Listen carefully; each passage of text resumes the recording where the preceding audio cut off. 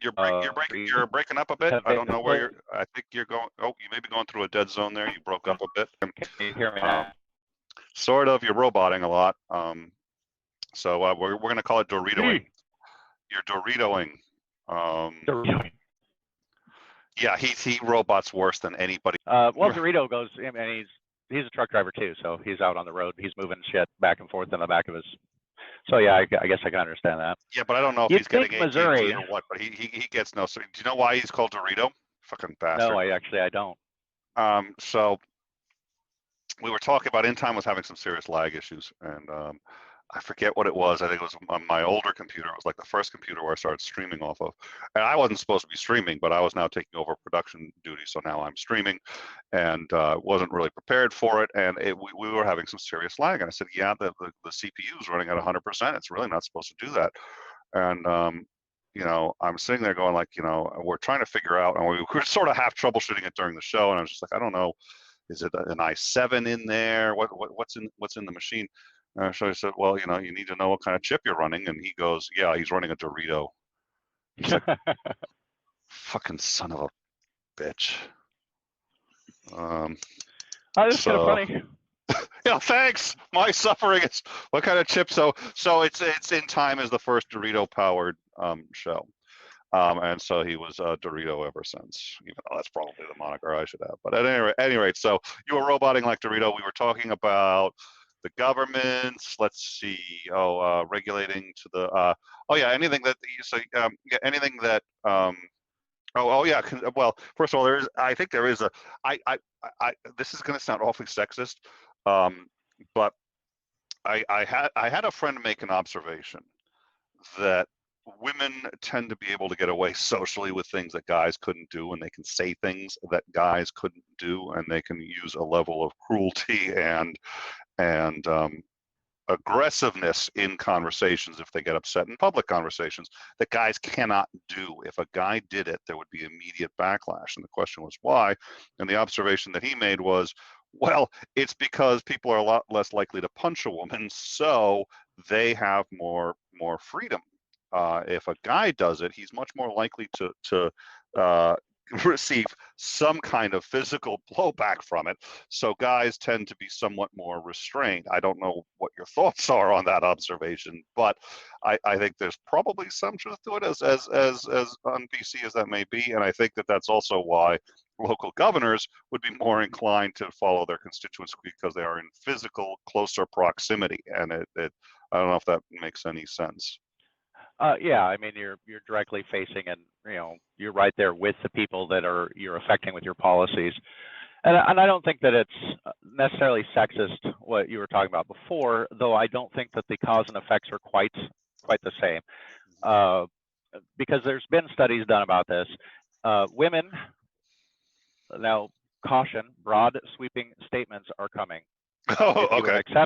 If you're an exception to this, then you're one of the exceptions, and I'm not talking about you.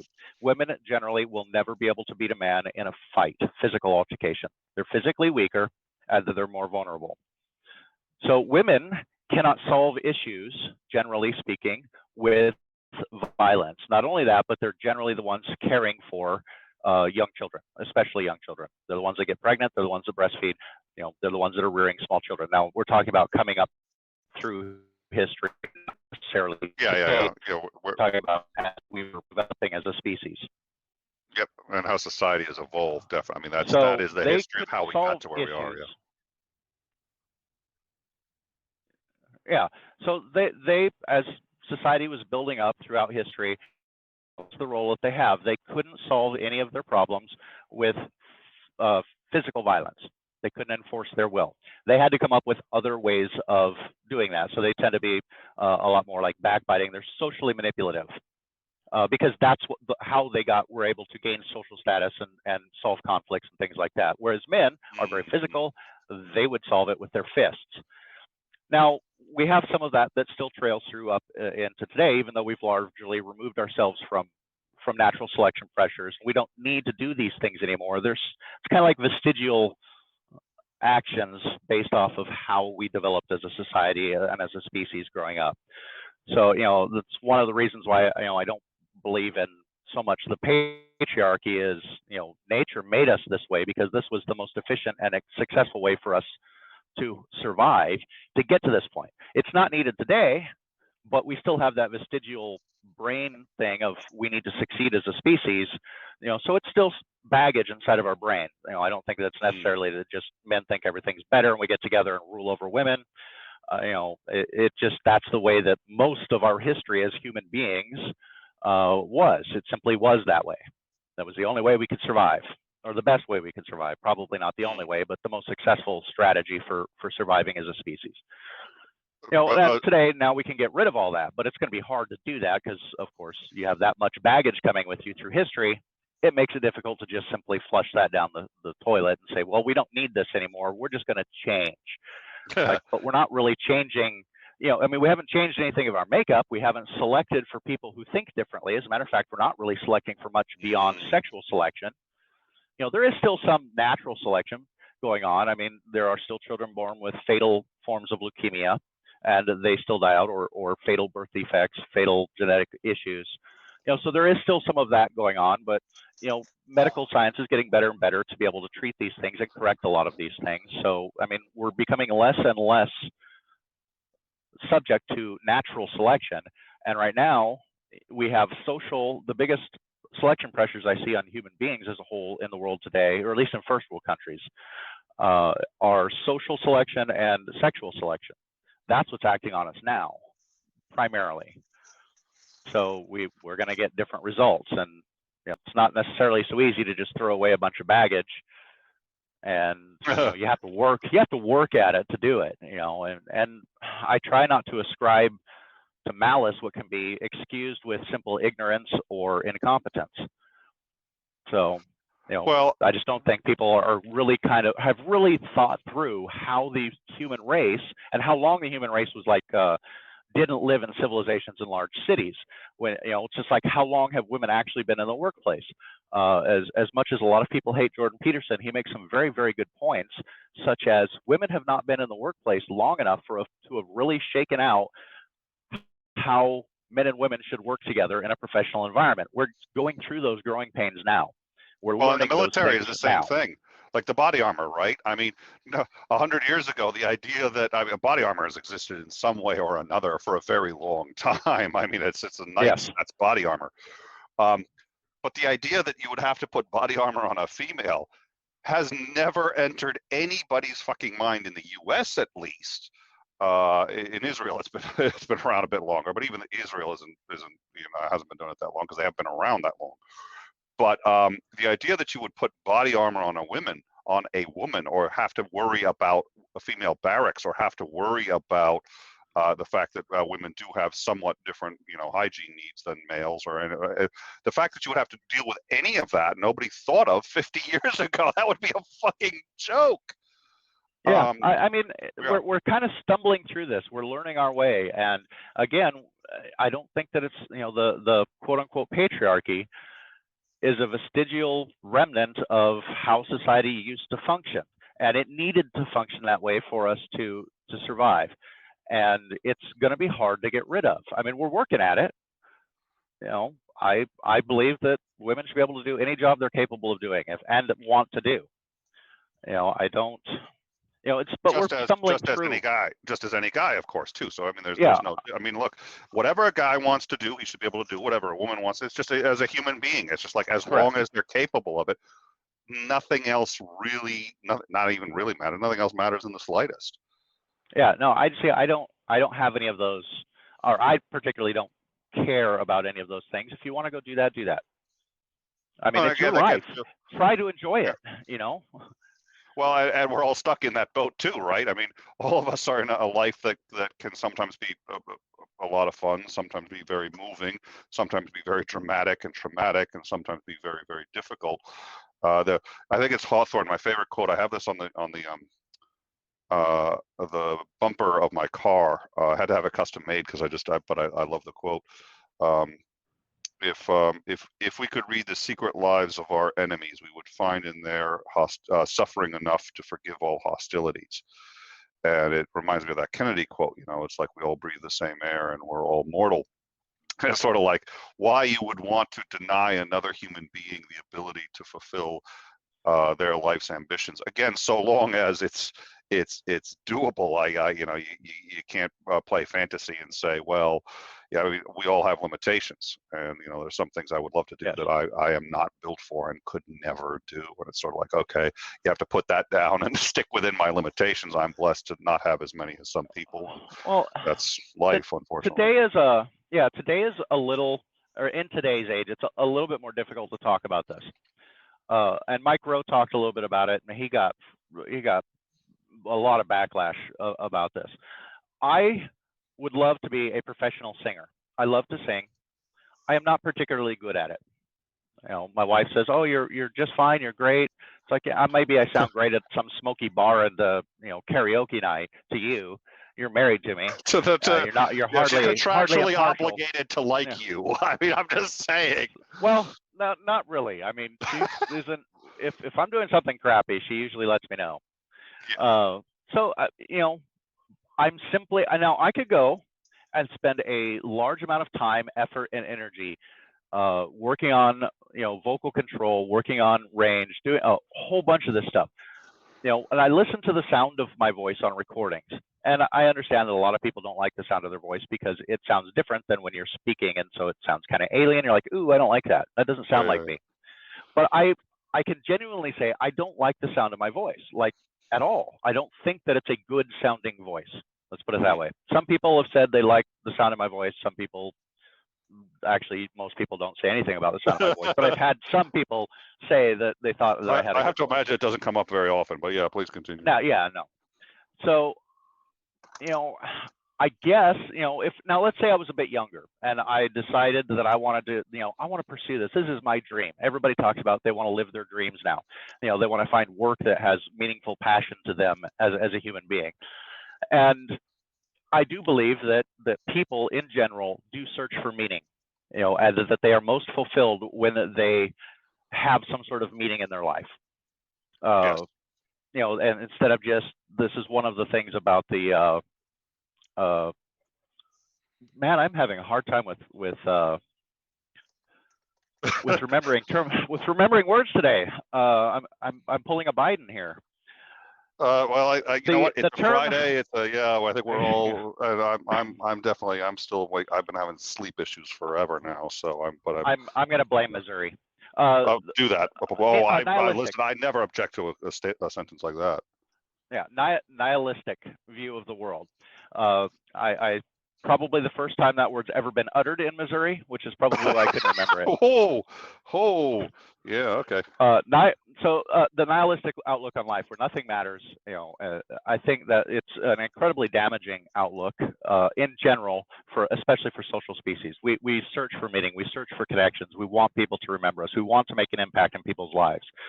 Because we are a social species. And I believe that is a part of most human beings. Of course, there are sociopaths that don't care, but generally speaking, so yeah, if I wanted to go, or let's say I had a child, God forbid, I don't, so everybody can stop panicking. I don't have children. I have no child.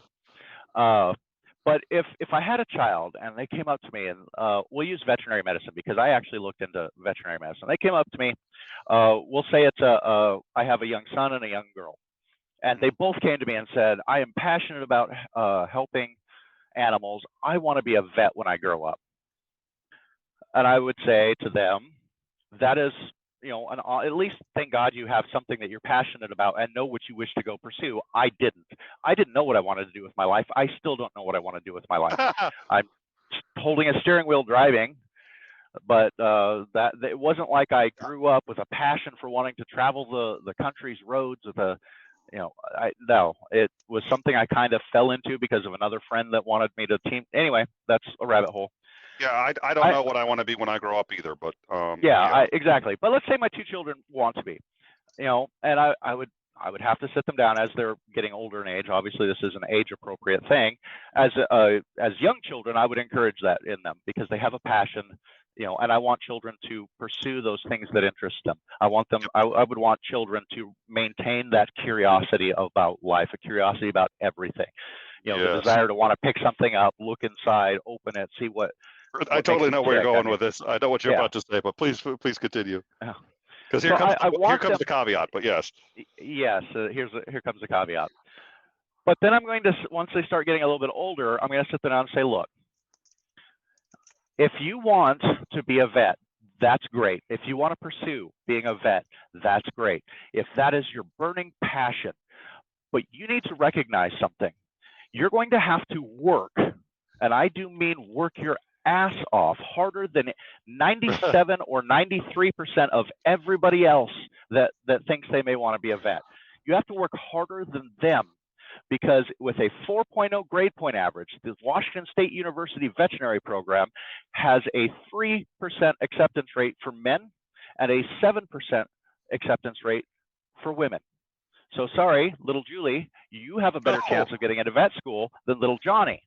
Oh, by the way, quick interesting thing, and I've looked into this because I heard this once before. I wasn't sure if this was just like what, not urban legend, but just one of those kind of things that people say and is a colloquialism and isn't. This is true. I would absolutely trust a vet over a doctor in terms of total medical knowledge by a huge factor. They do far more medical training, and they're certified to work on every species of animal on the planet, every single one, but yes. one species. Nope. Well, species. Yeah, I guess technically, yes. All because but we one. are, yeah, human Homo sapien is the only species there. But they can work on great apes. Yeah, medical doctors can only work on medical doctors work on one species. Vets work on all but one. And I was just sitting there going, and then I started looking into the training. I was like, they have to have so much more medical training. They need to be able to work on whales. They need to be able to work, and they may ultimately never work. I mean, you will specialize. You may not work in an aquarium. You may work at a farm. You may end up working in a city for cats and dogs, which is what we think of as most vets. But vets on a farm are so unbelievably important that the only thing that keeps the farm running, because when the horse gets sick, you have to deal with that, or the farm goes under. So, but it was just sort of amazing as I started to think about. It's harder to become a vet than it is a MD. That's interesting. Yeah, well, I mean, there's a lot more things to learn, but I mean, those were the acceptance rates back in early 2000, 2001, 2002. They may have changed since then. I've not looked into becoming a vet since then, but I did look into it then. I actually started pre-vet college. That's why on my thing I can say I've completed some college. I stopped college after I really figured out what it would take to try and get in. And the fact that I only had like a 3.75 grade point average because I was in the Navy at the same time as going to college, so I wasn't super focused on just maintaining that, that 4.0. I was like, a 3.75, that's great. I'm okay with that. It's good. Yeah. I have other things in my life as well that I want to focus on. I guess if I just dedicated my life to nothing but that schoolwork to make sure I got that perfect A in every single class, I'm not driven quite like that. I have a variety of interests, which is why I've never figured out what I want to do with my life when I grow up. So, I would sit them down and explain to them. It's like, if you want to do these things, that's fine. You need to be aware of how much work you have to put in to achieve that goal. Now, something like veterinary, it's kind of hard, a little bit hard to do that as a hobby. But I could say, hey, you can volunteer at an animal shelter, you can volunteer at a veterinary office, maybe you can get your veterinary technician's license. That's not too difficult. I had mine. It's expired now, but I did have it. And you can work part-time at a vet or something like that, and then focus on something that's going to make you money and allow you to have a stable existence. And you really need to decide what it is. And Mike Rowe said the same thing too. It's like, don't follow your passions, follow what's going to make you money so that you can be stable in your life. You can, not have to be worried so much about living paycheck to paycheck. And, a lot of people don't particularly like the work that they're doing. They do it to earn money that allows them to do the things that they love. Yeah. Now, if you can find something, there's one of those little Zen diagrams where it says, is your skill, are you good at this? Is there a need in the world for it? Or is there demand for it? You know, and can you make money at it? And if you find that little center section there, you're golden. I mean, you've got your dream job, you're making money, there's, you know, great, but that happens for so few people. Well, You know, that was and the people that it happens for have generally worked their asses off. You don't get to see all that behind the scenes stuff. When you look at how hard people have worked to get where they are, you just see the end result. You look at the Olympics, the gymnastics team for the Olympics in the United States, and you watch them and you go, oh my God, that is so awesome. And I want to go do that. And then you realize that those people are training 7 days a week, like 12 hours a day. And that there are so many people that get broken apart, like physically and mentally, trying to compete at that level, trying to get to that level. And you don't see all of that. You see the nice finished thing on TV, and you're like, I want to do that. And anybody who's good at anything makes it look easy. And that's one of the, when I was growing up, I loved David Copperfield, the magician. And, you know, I like Penn and Teller, I did especially too. now. I like them more. Oh, good. So many people did. But what I liked was, you know, and I know he does a lot of the cheesy in the music, but I really enjoyed it as a kid. There's theater to it. There's theater, yeah, and I appreciated that. I've been to more than one David Copperfield live performance too. Oh, I am jealous. I grew up watching him on TV. I remember. So I do remember watching. I remember watching Grandfather's Aces live, and I remember watching the one where he makes it snow in the entire theater live, which was just so. And it's not a big trick. I'm sitting there going, "Okay, you got little bubble makers up there that's just dropping," but it was still very, very moving because then he swaps places with the kid, and so yeah, there's definitely theater and there's all, but he does this trick, the Grandfather's Aces, which I love. And, you know, he tells the stories, which I'm a storyteller, so I certainly appreciate that. But he tells a story about how his grandfather was one of the only ones to encourage him in magic and taught him this trick. Now, there's no way that he learned this trick as a kid, but it's a great trick. He has his deck of cards, flips over. But what I like about it the most, and I used to practice, and I can still do some, but not a whole heck of a lot, sleight of hand. And I love sleight of hand because that's in my view where the most skill comes in. If you're Siegfried and Roy and you're gonna swap places with a tiger, you know, you have other stage hands who are helping you. You might have somebody who's gonna participate in the. You may have a body double. You may have any. But and it's all this big theatrical stuff. And okay, you made the Statue of Liberty disappear. Great. That takes money. If you put enough money into it, you can make that trick work. To go up and in front of a whole bunch of people. Do these sleight of hand things. So I used to practice them all the time, and especially card tricks. I love that stuff. But the amount of time that it would take to get one so you could do it right reliably. For me, it was if it was a reasonably difficult trick, it would take about a month of really serious practice every day. And I still wasn't, I wasn't, as I didn't have to flourish or anything like that. But it's a month to do it. You see him doing some of these tricks, and they look so easy. It's just like boom, boom, boom. This is moving here, and then when you sit there and realize, and it's just like some of it. And when you first learn how they're done, like that's not possible. No human being can palm a card that way and not have it show up. Well, yes, you can, but boy, is it hard. And that's why I always loved that. And he would do that. That's one of the things I'd like is he'd go out into the audience and he would do those tricks right then and there in front of everybody. And it's like that was not the most impressive ones in terms of the theater, but I was like, that's where the skill is.